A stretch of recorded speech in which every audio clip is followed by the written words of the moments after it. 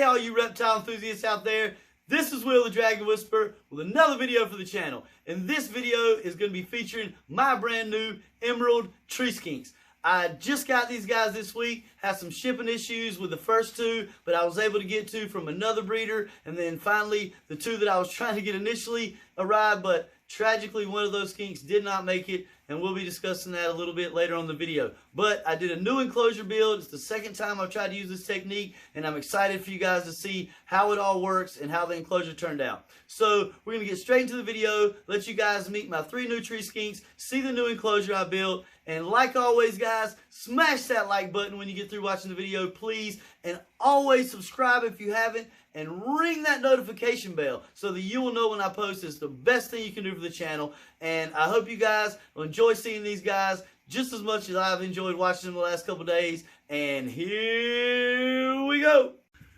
Alright you guys, I am super excited. I know you guys can't see me right now, but I'm more worried about you guys seeing what's in the box. Was lucky that my first two Emerald Tree Skinks got lost in the mail, unfortunately, and I was able to procure two other ones from a breeder who was local that I was able to drive and pick up, and that person has wished to remain anonymous because they are kind of a private breeder. They don't want to, they're not really selling to the public. So, but these two guys, after fixing the problem, and I want to give a big shout out to Underground Reptiles, because they were super quick to fix the issue, get me two more animals in the mail. So this is going to be skink number 3 and 4 that I will be adding to the enclosure later on in the video, along with the two that I already have that I got from the local breeder. And these guys come from Underground Reptiles. These are the ones that I initially ordered. Super excited. Just got these guys, and actually when I went to the UPS facility to pick these up, it had weird hours. It was not open until 3 this afternoon, and I was so fortunate to find a UPS driver walking through the parking lot who went inside and got my package so they didn't have to sit in the facility all day. So once again, you guys, these are from Underground Reptiles. Hope you guys can see that. This is their card they've included in the box, and this is pretty awesome too. They give you a care sheet that helps you to know what to do for your animal, how to set up your animal in the care, which hopefully you've already researched that and got that all figured out before you got your animals in the mail. But this is pretty awesome, and they also give you a discount on your next order. Really professional, laminated, thick, good quality bond paper there. So this stuff from Underground Reptiles, and really good packaging here, labeled really good on the outside of the box with the live animals, reptiles, handled with care, all that jazz. And I'm pretty sure my skinks are here in this bag, and they have also put some fairly soft, it's not really stiff, but it's a lot wadded up of a construction type of a paper. And then they have the Hot Hands hand warmer in the bottom, and if you guys can see that there, this completely encased, can't speak there, so excited. Encased in styrofoam packaging there. We're definitely going to save this box in case we have to ship anything out in the future. But this should be our two new Emerald Skinks, which we're going to be adding to the enclosure. And now this is not going to be a care video, but it is going to be an unboxing and an enclosure, and introducing them to their new enclosure that I'm putting together for these guys.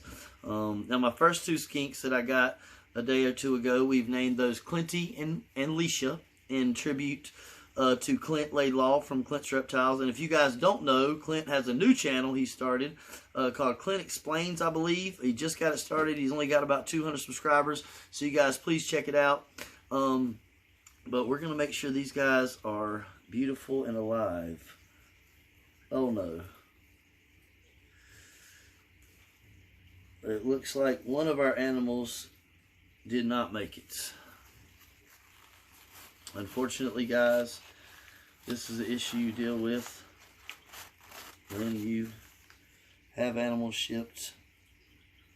And unfortunately, one of these animals is no longer with us, folks. And I hate that this is on video.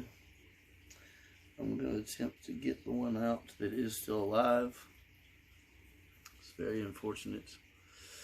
Pretty sad, you guys. I really hate when any animal passes, especially something that I feel responsible for. And Fortunately, one of these little skinks definitely did not make it. I'm sorry, you guys. I try to be a big, strong, tough guy, but it's really upsetting. Wow. I may have to stop the video because this is definitely not something I was expecting. This little guy is obviously in good shape, fairly active. He's wanting to go right now, and I don't want him to get loose in the reptile room, so I'm not going to try to touch him. Just glad that you guys can see him here on the camera.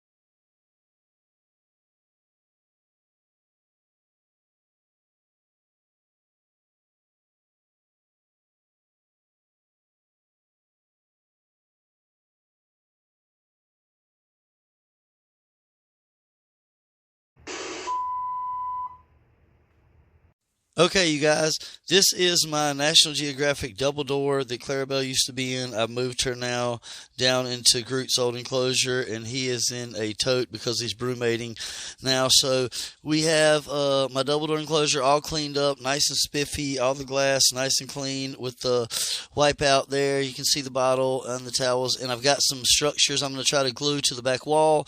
Also a probe with some a gauge there that I'm going to try to embed to. I've got my dirt all sifted and ready to go.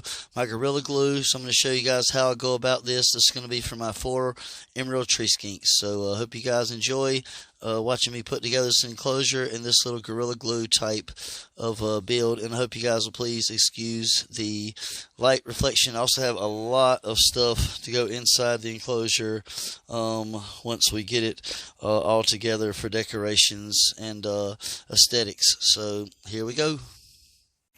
Now at this point, guys, that I have my back pieces mounted with the Gorilla Glue, I'm going to go ahead and put my glue base on the back wall and get prepared to dump my dirt in. And I have actually found that this works great. It is made by Gorilla Glue, but you can get this at the grocery store for just a couple bucks. It's Gorilla Glue School Glue. Works basically about the same. Takes about 12 to 24 hours to cure out completely, so I will leave this overnight. But I use this on my other enclosure, and it did just as good, and it's a lot cheaper than the other form of Gorilla Glue. So we're going to go ahead and get this all smeared out on the back wall. I'm not going to go all the way down because substrate's going to cover those couple of inches, but we're going to get that smeared all good and around inside all the little crevices around the wood, and then get our dirt dumped in so you guys can see what this looks like.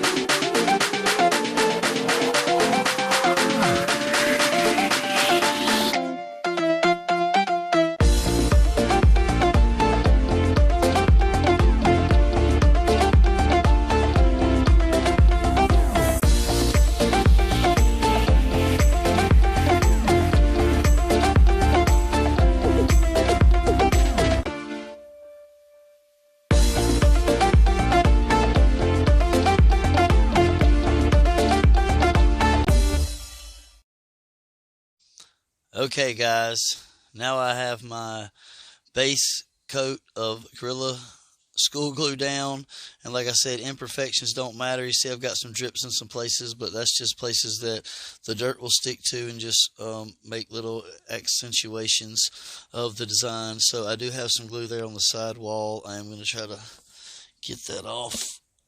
But other than that, like I said, minor imperfections really don't matter. And there, I got that glue off of there.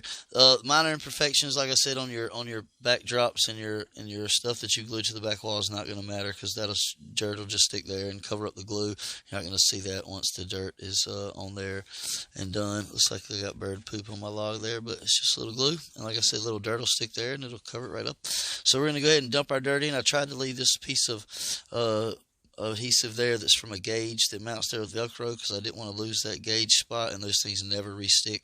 But if that doesn't work out, I have to remount the gauge. And I'm also going to try to bury the wires for this probe into the substrate on the back wall where I would like to have those probes. One's for humidity and one's for temperature. So we're about to dump our dirt in, and then we're going to have to wait 24 hours, but we're going to go ahead and do that, and I'll show you what that looks like. And I'm going to pack it down, make sure it sticks good to the glue, and then we'll have to wait till in the morning to flip it up and see what stick and what doesn't stick, and see if we need to do any touching up. But usually it works pretty good the first time. And like I said, remember, this is upside down right now, guys. Sorry, it's easier for me to get through this end of the enclosure. Now, this is roughly what it's going to look like when you dump your dirt in. You want to make sure you get everything good and covered. And then, like I'm using Eco Earth peat moss. It's Reptisoil mixed with Eco Earth. It also has a little bit of fine cypress mulch in there that I sifted out of Groot's tank.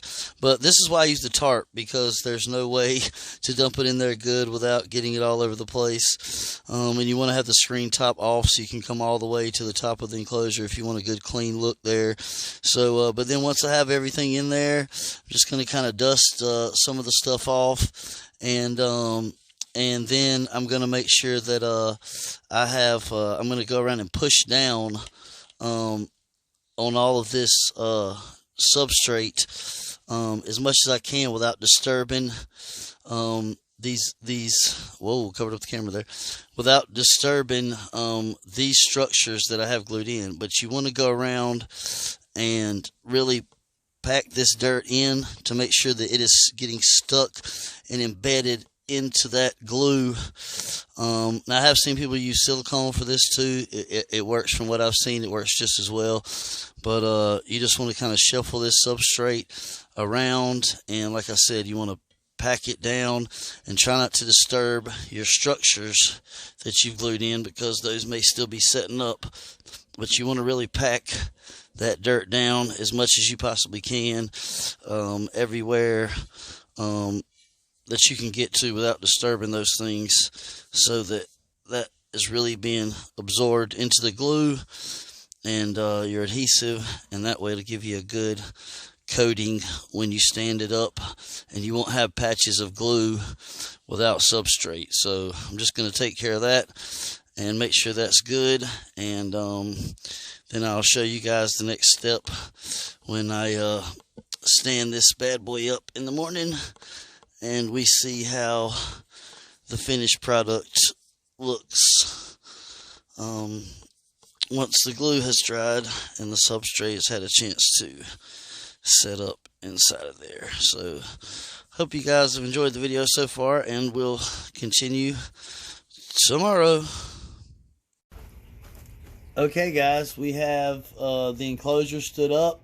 The logs are firmly glued in, and got a little stump there in the corner, and I have moved the substrate so that it's thicker and deeper on this end to provide burrowing and areas, and deeper in the back. But I've leveled out and lowered this section in the front left corner. You can see over here, and I've put river rocks there to make a nice surface that I can put their food and water bowls on to keep the dirt kind of out of their food and water as much as possible. So we're going to go ahead and start getting the tank set up and decorated here.